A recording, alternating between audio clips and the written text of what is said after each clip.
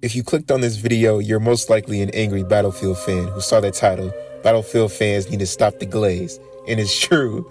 So without further ado, let's talk about it. Day one of Battlefield, someone recreated the shipment map. You know, the one from Call of Duty. For months and months, people have been in comments saying, Battlefield good, COD bad, Battlefield will kill COD. And in the first 3 hours, somebody recreated Shipment, Rust, and Nuketown.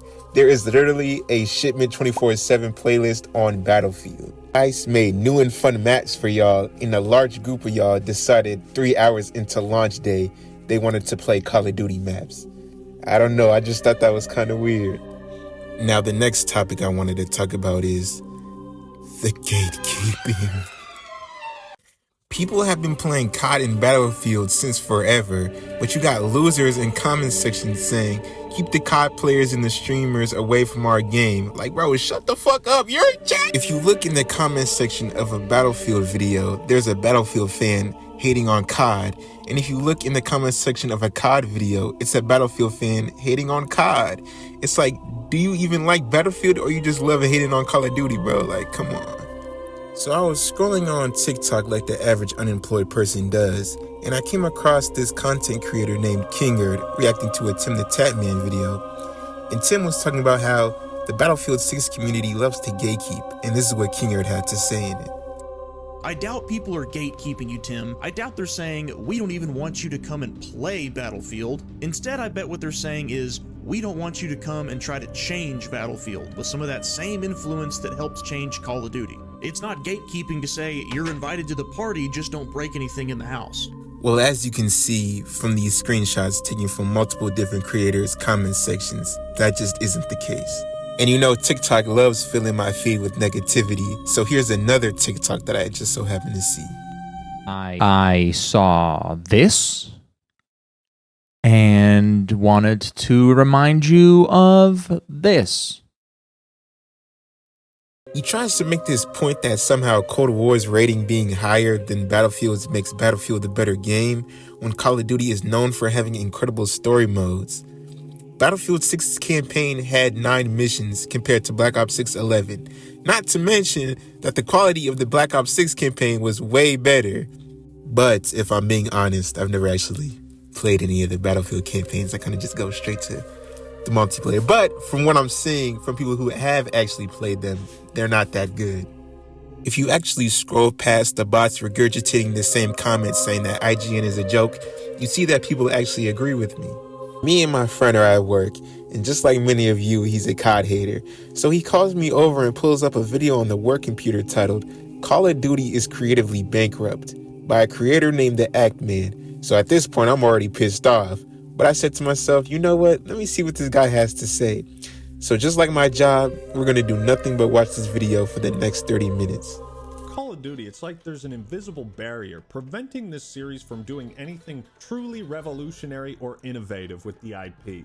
And you know what, guys? He's right. Call of Duty hasn't done anything revolutionary or innovative to the IP. Except when they introduced zombies for the first time, or that one free-to-play battle royale, or when they introduced shared progression between game modes, and that one time where they made every single DLC map and weapon free from now on, or that other time where they made shared progression between game titles, and that other time where they were one of the first shooters to implement cross-platform gaming. But other than that, really, they haven't really done anything to the IP, if we're being honest. This is really a lose-lose situation for COD, because if COD doesn't change, then everyone complains it's the same game. But if it does change, then people make videos like this. we're left in this kind of limbo state where you can't even really tell what sort of theme or identity the game is supposed to have. If you can't tell the theme or identity of these Call of Duties when the theme and identity is literally in the title, then I don't think that's COD's fault. The question isn't just whether Menendez is back. It's whether David is ready to face what that truly means. Bro, what are you talking about, man? What? The question isn't whether he's back or not. What? He's right there. What do you mean? Is he back or not? Look at him. He's right fucking there. And you as the player got to decide, does Mason go down the path of revenge and follow in the footsteps of Raul? Or does he embrace mercy and defy Menendez, despite the fact that he has every right to take his fucking life for getting his dad killed. Not only are these not going to be the same characters, but they already had completed arcs. Just bringing them back and saying, fight again? This isn't Mario versus Bowser, right? I don't know, man. That would be a good point if it wasn't complete horseshit. Spoilers ahead, but if you use context clues or even a simple Google search, you'd easily figure out that Menendez isn't the main villain of Black Ops 7. It's actually the Guild, or Emily Kagan, an original character. The devs use the word seemingly killed when describing Menendez, and the only time you see him in the trailers is when he's in the mindscape that they talk about, or a computer screen. So I'm assuming that Call of Duty is advertising Menendez, how he's seen in the game. They want you to believe he's the real villain when he's actually not. Even if he was the main villain of Black Ops 7, he literally says this right before you shoot him.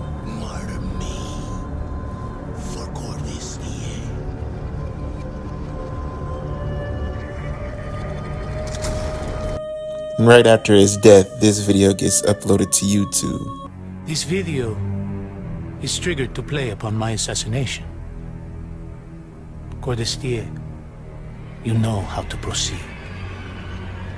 My death will shine light upon ubiquitous darkness. You're going to Nicaragua. Yeah. Wow. That looks like Call of Duty. Like I said earlier, if Call of Duty doesn't change, then it's the same game. But if it does change, then they shouldn't have made those changes. But when Battlefield 6 goes back to its roots, suddenly it's Game of the Year worthy. Killing the man is a hell of a lot easier than killing the idea. What?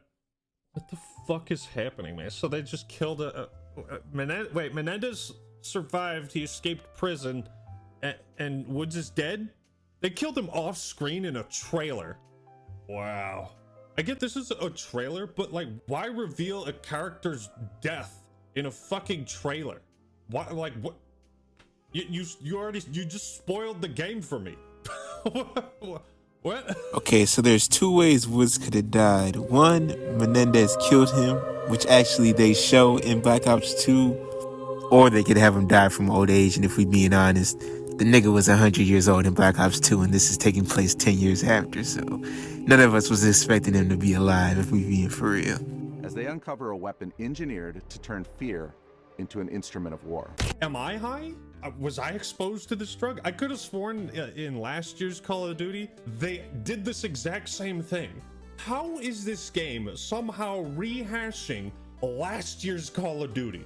I mean, I don't know, maybe it's because Black Ops 7 is a sequel to both Black Ops 2 and 6, hence why you see characters from both games in it. What is up with Call of Duty's obsession with the sort of like psychological, what you're seeing isn't real type of storytelling? You guys remember in the first Black Ops, it wasn't about like what you're seeing isn't real, it was your character has been brainwashed and he's hallucinating. Does he know what hallucinating means? Things are gonna progressively get really, really crazy the more you play. Why? Why? Is there a reason? Maybe it's the fear toxin that they brought up like 5 minutes ago. We can go to Nicaragua. We can go to Los Angeles, all within the span of seconds because there's no limitations on what this mindscape can bring. That sounds really fucking awful. There's no limitations in what we can do with the story, therefore it doesn't feel bound by any sort of rules, coherency, logic, or any type of groundedness in some kind of reality. We can do whatever we want. You know, in creative writing classes in college, they wanted you to write a story without magic bullshit.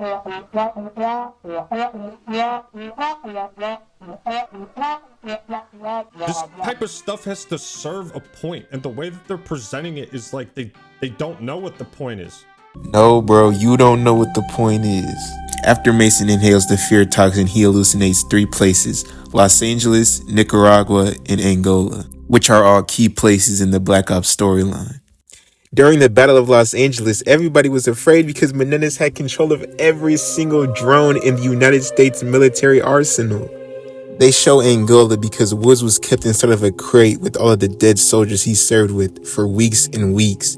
If I was him, I'd be kind of scared too, which kind of goes on with the theme of being afraid and fearful. And finally, Nicaragua. This is literally where the cycle of pain, fear, and suffering began with the death of Menendez's little sister. This looks like, and sounds like, the least unique Black Ops story. I still don't even know what the fuck it is. Is it a sequel to Black Ops 2? A remake? You don't know if Black Ops 7 is the sequel to Black Ops 2, bro. I'm about to... We've also taken a close look at feedback and have made tuning adjustments across the board for a more controlled experience. What am I listening to? This is just a bunch of nonsense jargon words. We're listening to feedback and prioritizing, balancing our enhanced movement capabilities to provide unique and dynamic video game. Now, I'm not gonna lie. I have no idea what he's talking about either. I can't think of anything that was shown in both of these two videos that I was like, wow, that's unique or different, or that's kind of cool. Flashback. One thing I will say is these maps, I guess I kind of like the Mario Kart 8 aesthetic. End of flashback. I came to the conclusion that a lot of these content creators talk about Call of Duty negatively just for views. Let's take the Act-Man for example. Making 3 separate YouTube videos in the same month about a game you have no interest for is kind of interesting. Especially when you add in the fact that those videos get him the most views. His COD hate videos get more views than his Battlefield 6 ones, even though people have been hyping this game up for the last month. I switched over to his most popular tab just out of curiosity, and it's fair to say that this method ain't new to him. This also goes for Kinger. The second that they talk about Call of Duty in a negative light, their views spike. I understand that y'all gotta feed y'all families, but damn, do y'all gotta do it at Call of Duty's expense?